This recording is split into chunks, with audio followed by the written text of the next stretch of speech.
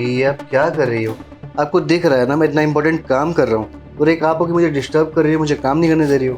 अरे देवर जी, मैं तो आपको डिस्टर्ब करना ही चाहती हूँ। आप काम वाम छोड़िए ना, जरा मेरे पास आइए। भाभी आप क्या कह रही हो, मुझे कुछ समझ में नहीं आ रहा है। अरे आप तो आओगे नहीं, मैं ही आ जाती हूँ। मैं समझाती हूँ, क्या समझ में नहीं आ रहा? इतने भोले और इतने नादान क्यों बन रहे हो देवर जी? अब खुद ही सोचे, भैया तो घर पे रहते नहीं हैं, काफ़ी टाइम बाद घर पे आते हैं। आप अकेले, मैं अकेली और घर भी अकेला, तो क्यों ना हम दोनों के बीच कुछ हो जाए। और हाँ, टेंशन मत लीजिए, तुम्हारे भैया को कुछ भी पता नहीं चलेगा, क्योंकि तुम तो बताने से रहे और ना ही मैं बताऊंगी। आप मेरी कमी पूरी कर दीजिए और मैं आपकी कमी पूरी कर देती हूँ। भाभी क्या बोले जा रही हो आप ये? आपकी ना मजाक करने की आदत नहीं जाएगी। और रही बात भाभी भैया की, अगर भैया बाहर रहकर कमाएंगे नहीं तो फिर हम खाएंगे क्या? आप देखिए ना, आपने इतनी महंगी महंगी साड़ियाँ पहन रखी है, इतनी ज्वेलरी पहन रखी है, सब भैया के पैसों से ही तो आ रहा है। और ऊपर से मेरी पढ़ाई का खर्चा सब कुछ भैया ही देखते हैं। और देखो ना भाभी, अभी मैं अपना रिज्यूम तैयार कर रहा था जॉब के लिए कि चलो जाके इंटरव्यू दे दूंगा, लेकिन आप हो कि मुझे डिस्टर्ब करने में लगी हुई है। अरे देवर जी, जॉब वॉब को मारो गोली और अपने भैया को भी। और क्या कहा कि भैया काम करते हैं। माना कि देवर जी पैसा बहुत ज़रूरी है, लेकिन पैसा ही हर चीज़ नहीं होती ना। वो अपने दोस्तों पे ध्यान देते हैं, अपने रिश्तेदारों पे ध्यान देते हैं, और यहाँ तक कि अपने छोटे भाई पे भी पूरा ध्यान देते हैं। बस मेरे पे ही ध्यान नहीं देते। उनको कॉल करती हूँ तो कहते हैं मैं बिज़ी हूँ, यहाँ आते हैं तो वो दोस्तों में बिज़ी हो जाते हैं, तो मेरे लिए कहाँ टाइम निकालते हैं। अब देवर जी, मैं भी तो अकेली पड़ गई हूँ ना। अगर मेरा आप साथ नहीं दोगे तो कौन देगा? भाभी मैं समझ सकता हूँ आपकी तकलीफ, आपको भैया की याद आती होगी। कोई नहीं, भैया को मैं फ़ोन करके बोलूँगा कि भाभी को आपकी बहुत याद आती है, अब जब भी आप आओ तो ज़्यादा से ज़्यादा टाइम भाभी को देना। मैं बात कर लूँगा उनसे। अरे देवर जी, क्यों करना उनको कॉल? वो मेरी बात नहीं सुनते तो तुम्हारी क्या बात खाक सुनेंगे? नहीं सुनेंगे। अरे हटाओ, इसलिए कह रही हूँ, भैया तो है नहीं घर पे और बताने वाला भी कोई नहीं है। आप मेरी ज़रूरत पूरी कर दो और मैं आपकी। समझ रहे हो ना देवर जी? भाभी मुझे एक काम याद आ गया, मैं अभी आता हूँ, मैं जा रहा हूँ। अरे इधर तो आओ। अरे मेरा देवर भी एकदम भोला है, समझता ही नहीं है कि भाभी क्या कहना चाहती हैं। ना भैया घर पे और ना देवर मेरी बात सुनता है।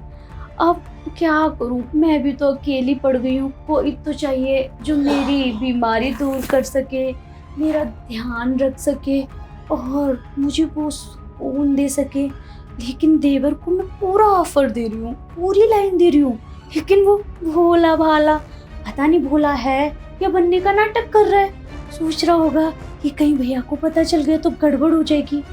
मैं ऐसा करती हूँ, मैं उसे अपने तरीके से फंसाती हूँ और मैं उसे बातों में उलझाऊंगी और कहूंगी टेंशन मत लो मेरे प्यारे देवर जी, किसी को कुछ भी पता नहीं चलेगा।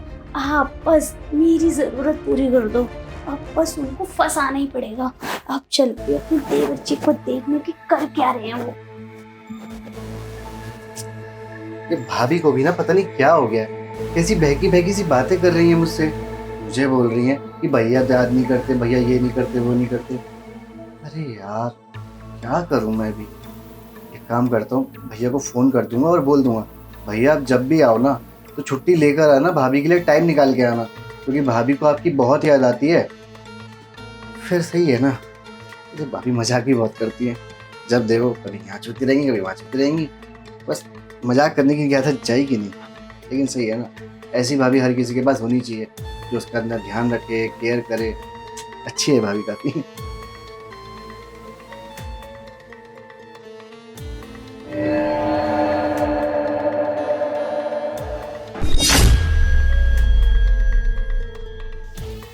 भाभी आप यहाँ, आपको क्या प्यास लगी थी क्या? हेलो पानी पी लो। देवर जी, प्यास तो बहुत लगी है, जरा मिटा दो तो हमारा भी भला हो जाएगा। वो कहते हैं ना, गरीब का थोड़ा भला कर दो।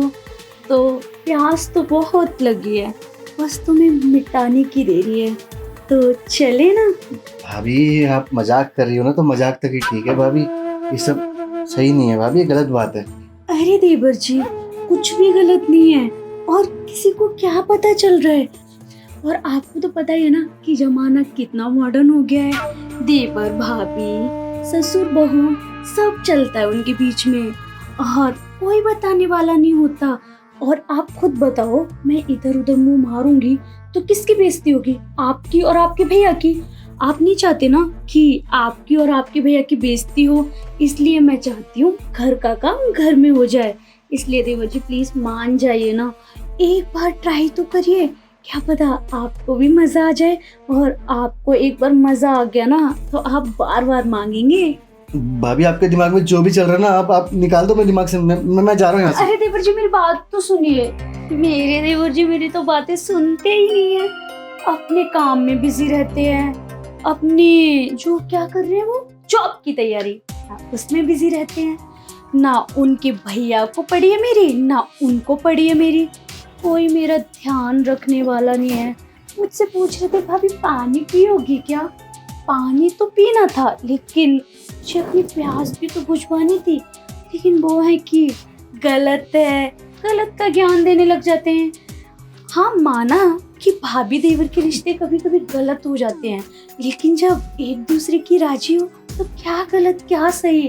अब क्या करूं कि मेरे देवर जी मान जाएं और मेरी बातों में आ जाएं और मेरे साथ वो सब कर लें।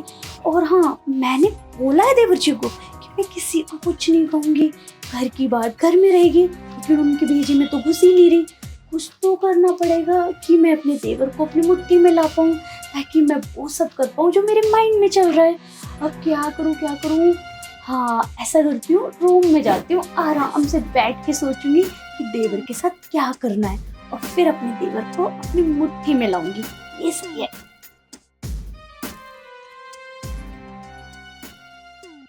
अरे यार, मैं अपने देवर को कैसे अपनी बातों में फंसाऊं, कैसे मैं अपने देवर के साथ वो सब करूं? मैं तो परेशान हो गई हूँ। मैंने कितने बार ट्राई कर लिया, कितने बार उसको हिंट दी कि देवर जी प्लीज मान जाइए, लेकिन मेरा देवर है कि अपने भैया भैया भैया। मानती हूँ कि भैया उसके खर्चे उठाते हैं, मेरे लिए महंगी महंगी साड़ी दिलाते हैं, मेरे भी सारे खर्चे उठाते हैं।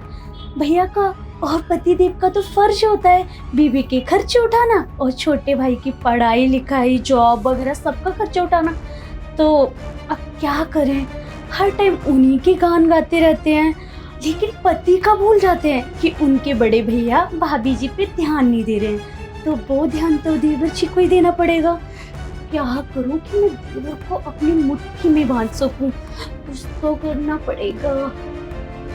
आइडिया ये करती हूँ कि कमर दर्द के बहाने से देवर जी को अंदर बुलाती हूँ, तो वो मेरी कमर को टच करेंगे, यहाँ करेंगे, थोड़ा ऊपर करूँगी, थोड़ा नीचे बोलूँगी, क्या पता वो मान जाए मुझे देख के। और मैं भी किसी से कम थोड़ी हूँ, क्या पता एक बार में पसंद आ जाऊँ, अच्छे से देखेंगे तो। हाँ ये ठीक रहेगा। देवर जी, देवर जी, देवर जी, देवर जी, देवर जी। क्या हुआ भाभी? अब मेरी कमर में बहुत दर्द हो रहा है। भाभी अभी तो आप ठीक थी, अचानक से क्या हो गया? वो मैंने सिलेंडर उठाया ना तो मेरे बहुत दर्द हो रहा है देवर जी। अरे भाभी, अगर सिलेंडर उठाना था तो आप मुझे आवाज मार देती, मैं आ जाता।